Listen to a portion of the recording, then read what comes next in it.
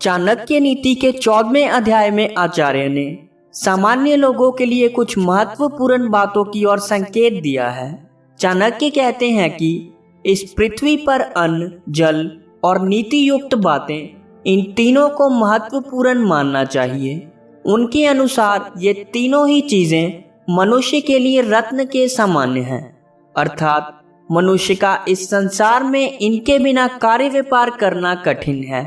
धनी और निर्धन व्यक्ति के लिए जल और अन्न का महत्व एक जैसा है। आचार्य ने आगे कहा है कि यदि व्यक्ति दरिद्र है, रोगी है, दुखी है और बंधनों तथा कष्टों में पड़ा है, तो ये सब उसके अधर्म रूपी कार्यों का फल है। उनका कहना है कि इस संसार में जिन वस्तुओं को हम उपयोगी मानते हैं, जैसे धन, मित्र, स्त्री, भूमि तथा मकान आदि, मनुष्य को बार बार मिल सकते हैं, परंतु मनुष्य जीवन ऐसा है जो बड़ी कठिनाइयों से मिलता है। इसलिए मनुष्य को चाहिए कि वह अपने जीवन को सफल बनाने का प्रयत्न करे, धर्म आचरण करे, ना कि हर समय संसार के भोगों में फंसा रहकर अपने जीवन को व्यर्थ गवा दे। चाणक्य कहते हैं कि जीवन में कोई समय ऐसा भी आता है जब मनुष्य जीवन की वास्तविकता के बारे में सोचने लगता है। मनुष्य जब किसी धर्मोपदेश को सुनता है तो उसके मन में धर्म आचरण की प्रवृत्ति जागृत होती है। जब मनुष्य किसी को अपने कंधे पर लादकर शमशान भूमि जाता है तो उसे ऐसा प्रतीत होता है कि यह जीवन नश्वर है, और जब मनुष्य किसी रोग से पीड़ित होता है तो हाय हाय करता हुआ प्रभु को याद करता है। चाणक्य कहते हैं कि यदि मनुष्य सदा इसी प्रकार के विचार मन में रखे तो वह संसार के बंधनों से छूट सकता है।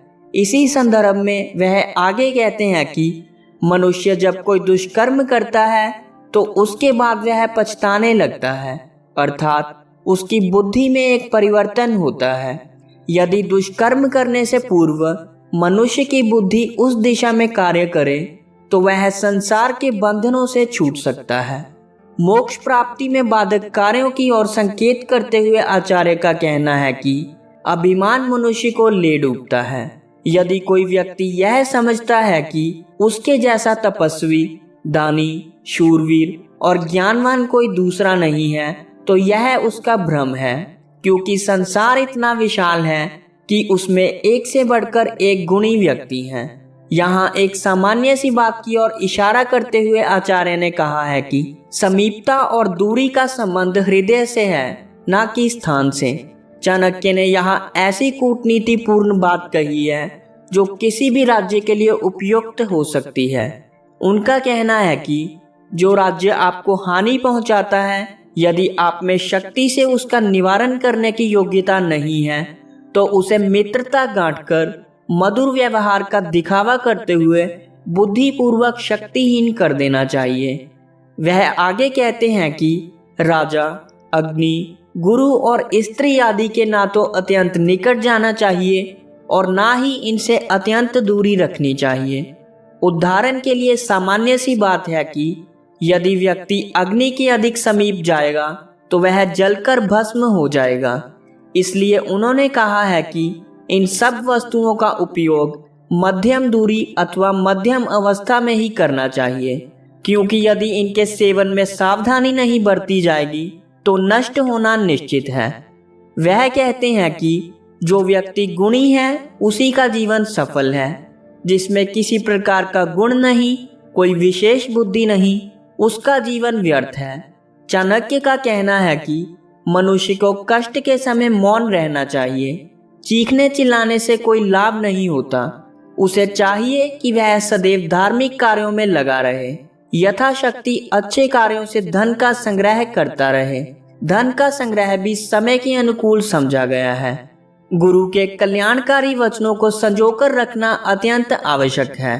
यदि व्यक्ति इन चीजों का संग्रह नहीं करता तो उसका जीवन संकट में पड़ सकता है। अंत में वह मनुष्य को सुखी जीवन बिताने के लिए मार्गदर्शन करते हुए कहते हैं कि मनुष्य को दुष्टों की संगति छोड़ देनी चाहिए, उनको सज्जनों के पास उठना बैठना चाहिए, दिन रात उसे अच्छे कर्म करते रहने चाहिए और उसे यह बात ध्यान में रखनी चाहिए कि यह संसार अनित्य है, इसलिए उसे सदैव अपना मन प्रभु के चिंतन में लगाए रखना चाहिए। दोस्तों, ये था चाणक्य नीति का 14वां अध्याय। चाणक्य नीति के बाकी के अध्यायों को जानने के लिए YouTube पर हमारे चैनल को करें सब्सक्राइब। मिलते हैं अगले अध्याय के साथ बहुत जल्द।